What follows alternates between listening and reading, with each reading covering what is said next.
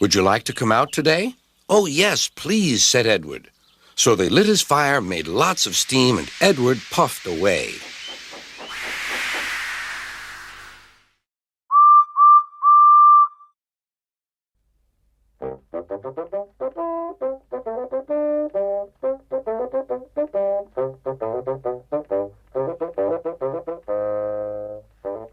Not so very long ago, in the top left-hand corner of Wales, there was a railway.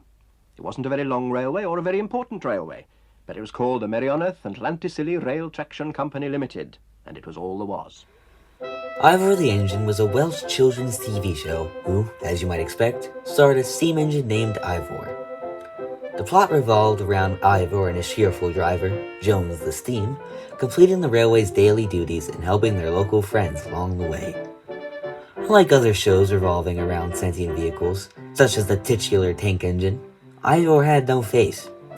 Instead, he talks through his whistle, which would then be translated by Mr. Jones. I'm afraid that isn't going to work, Miss Plofsky. As a matter of fact, one whistle like that means no. I think his eyes were implied to be on the cab in one episode, though. Maybe? I don't know. Point is, I feel like this relationship between driver and engine is more Thomas-esque than you would think. Ivor, in my mind, is the epitome of personifying steam engines in a realistic setting. Just like in real life, the engine talks to its drivers through mannerisms, which, although subtle, are discernible enough to give the engine personality. Perhaps, in another world, Thomas would be faceless yet alive as well.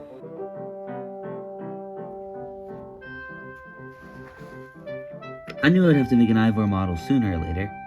How I do it is another story. The first step, I guess, was redesigning Ivor.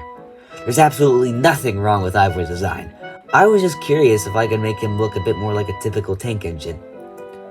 I'm quite happy with the redesign personally. It's certainly unique for one thing. Unlike my usual method of taking a model and removing the parts I don't need, this time I was going to fully scratch build the body, which would be pretty simple given he's so small. The whole body was built on top of a cut-down Percy running board. I cut down a Jenga block for the cab and used the dowel for the boiler. I used a combination of cardboard and painter's tape for the tanks, which is probably why they're so wonky. I put some tape over top the tanks and boiler as well, just so it would look a bit nicer. The bunker is made out of popsicle sticks and card.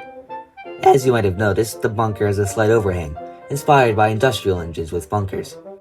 I just felt it fit. After a bit of milliput for the dome and splashers, the shaping was complete.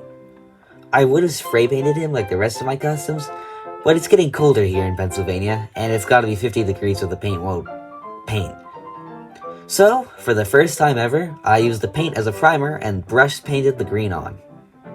Honestly, it turned out pretty nice, I think, especially for the first time. The lining turned out pretty well, as did the lettering. I'm very proud of the lettering. I know I just said a whole thing about Ivor not having a face, but to fit in with the Thomas characters, I decided to give him one. I imagine he's mute in this universe, and that's why he talks with his whistle. I painted his wheels a bit. I was too lazy to paint green ones. Slapped him on the chassis, and he was done.